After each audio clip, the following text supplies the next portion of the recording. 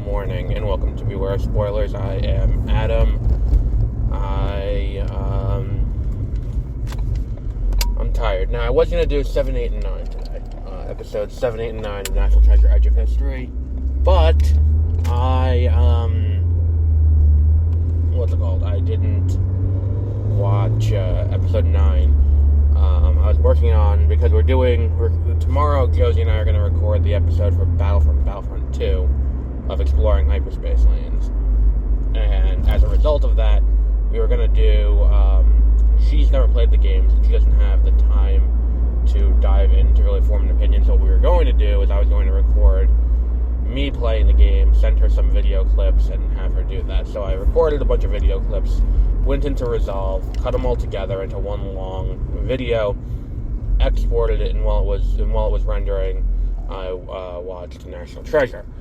Problem is, I fell asleep during the last episode, during episode 9, because it was about 2 in the morning, and the episode, and the whole thing cleared out, and even then, the video was not sendable, because I fucked up one of the settings. I had exported it with 16 gigabytes, and I was like, okay, I can't put that on Google Drive, or email it to her, so we're gonna have to come up with a new solution, maybe lower the resolution, I guess, I don't know. But you guys will be able to see the video on YouTube, because episodes that we do about video games, I'm going to record video, and I'm going to overlay the episode with whatever video we have. And I think the issue is we get stuck with this kind of weird situation where it sometimes doesn't quite line up properly, and we end up in a situation where the video quality is not nearly as good as it could have been. I have to take notes still. I'll do that tonight, but whatever. So you can catch that episode Wednesday. Go over to multipleworldproductions.com/EHL, and you can find links to where you can subscribe to Exploring Hyperspace Lanes, the podcast where Josie and I go through and rank everything in the Star Wars universe, old canon, new canon, books, movies, video games, TV shows, everything. We do that every Wednesday on Exploring Hyperspace Lanes. But all of that's just to say that I only watched 2 episodes last night because I fell asleep while it was rendering, and because while I'm cutting it, I can't fall asleep, obviously, because while I'm cutting it and putting it together in the timeline and editing it in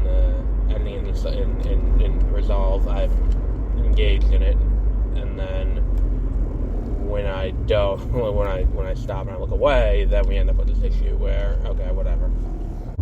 I think the biggest criticism I have, though, of National Treasure: Edge of History is that the show is way too predictable. And not even in a way where it's like if you've seen National Treasure, you kind of know the beats, or if you've seen any adventure movie, you kind of know the beats. But, I don't think the show really does anything particularly new or unique. To make it stand out among other shows of its like. Anytime something happens, you're like, oh, that's kind of predictable.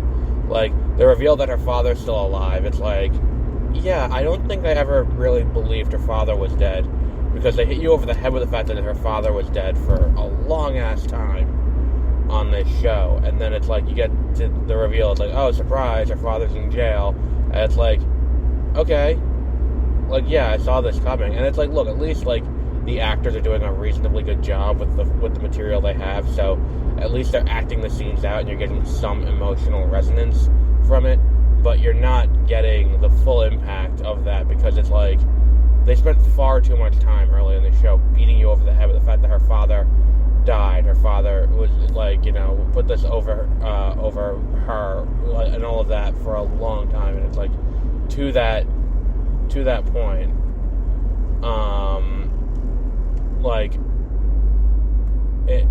it doesn't really make a lot of, not sense, but it doesn't make a lot of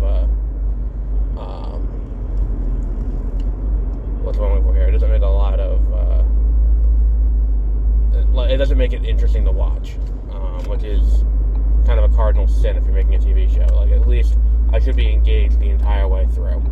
And if you're making it where I end up with this weird situation where I don't, like, if I'm picking the twists out before they come, it doesn't matter.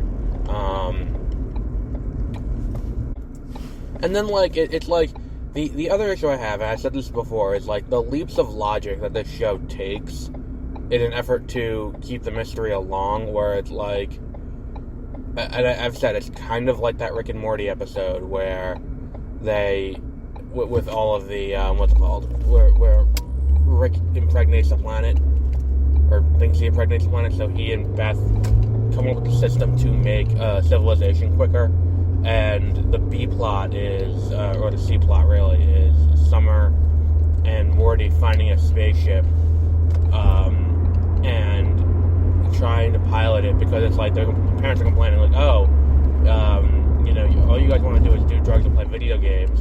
And then it's like, wait, I know what this is. This is just like my video game. And Summer's like, wait, I know what this is. This looks like a drug. And they start doing it, and it's like, you're huffing, like, that's not what this is. It is in no way comparable. Like, she was doing the, like, she's huffing, like, brake fluid or something like that. It's like, it's that kind of thing where it's like, you're making these leaps of logic, but never once do they make a wrong one. And the only time there is a wrong one is because they're being pushed along by Billy, who makes the wrong assumption about the Alamo, and it's like, alright, well, I kind of get it, like,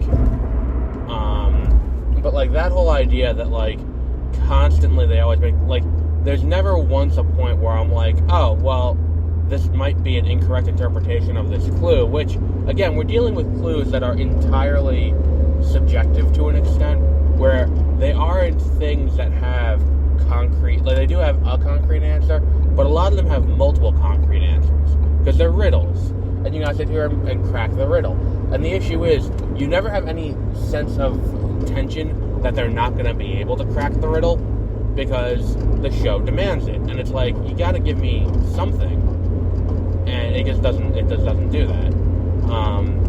To a point where it's like, okay, now we gotta break the dad out of jail, and it's like, no, like, okay, these fucking kids who are out, like, I don't wanna, like, I hate being that person, but, like, Prison Break took an entire season to break people out of jail, and that was his, what was it, that was the jail that he was the architect of, and he designed, and he had it tattooed on his skin in code, and it's like, the amount of work that went into that, like, it took a long-ass time. Here, they're like 48 hours to get him out with no real issue, and it's like, come on, like, and I feel like the show, maybe I'm not the target audience for, where I'm like, give me a little something extra. Like, there was a better way to handle this without, okay, now we got Rick out of prison, and now we're going to do that pretty easily, and it's like, yeah, these three kids are going to figure this out this quickly. Like, there's one thing between solving riddles and having that be it, and another thing, too, like, and that was like the other thing where it's like, oh, they get trapped in the clue room, and, like, oh, he had dementia, so he's gonna keep clues to open to the code in case this were to happen all around the room, and it's like, okay, great, but they're all in code, and, like, what the fuck? It's just so silly. I don't know, a lot of the show is just not, it's not clicking as badly as, Willow. Like, at least there are things here that I'm like, alright, that's kind of cool, and, like, it's kind of interesting, and at least the cast is kind of endearing, and you're kind of with the cast, because you think the cast is doing a good, like, at least, like, if the cast wasn't good, and the cast wasn't doing their thing the way they are, it'd be easier to dismiss the show, but as long as the cast is kind of trudging along, it's kind of okay, I guess. I just have the problem with, like, the execution of the story along the way.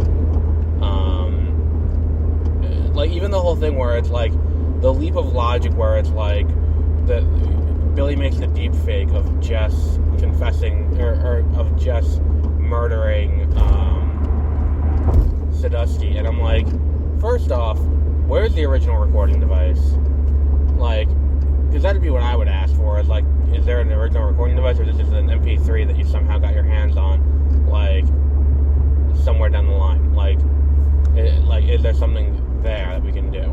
Number one. Number two, like, to hinge the entire murder investigation on the fact that she used further instead of farther, or farther instead of further, and then it's like, when they get to, when she goes to, what's it called? When she goes to visit, oh shit, I gotta get off. When she goes to visit Billy, the FBI agent lady, like, the fact that they get to Billy, and Billy uses the wrong word in conversation, I was like, oh, fuck you.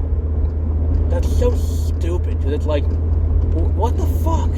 You're gonna hinge an entire murder investigation on that? Like, and be like, no, we have a confession here. But no, it's like, word choice. And it's like, my thing would be like, okay, great, yeah. She got a perfect score on her ACT in English. Like, great, alright, good for her.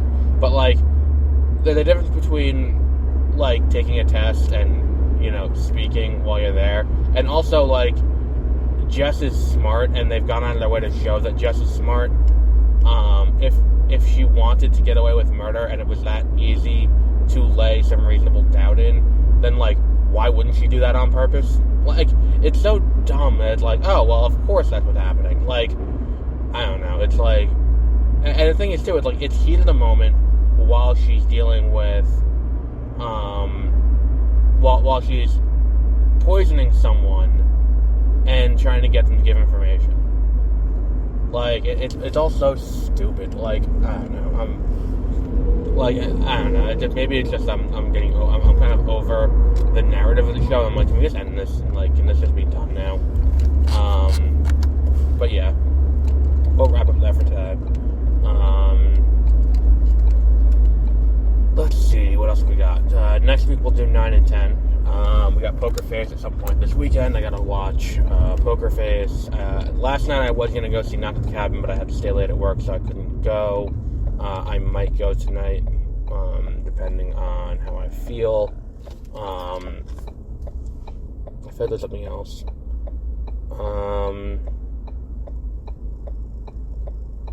Yeah, I think that's it. I think that just about wraps it up. Well, we also have the new Exploring Hyperspace Lands next week. We're going to be doing Wakanda Forever on 30-minute reviews next week. Josie and I are going to record that tomorrow morning as well. And we also have, what was the other one? We're coming up on Quantumania, and I think we have Magic Mike's Last Dance next week as well. So we have a few more things coming in the next few weeks. I think Quantumania is going to be our big one for the month. So, on that note, I think we've covered enough ground for today. And until our next episode, have a great rest of your week.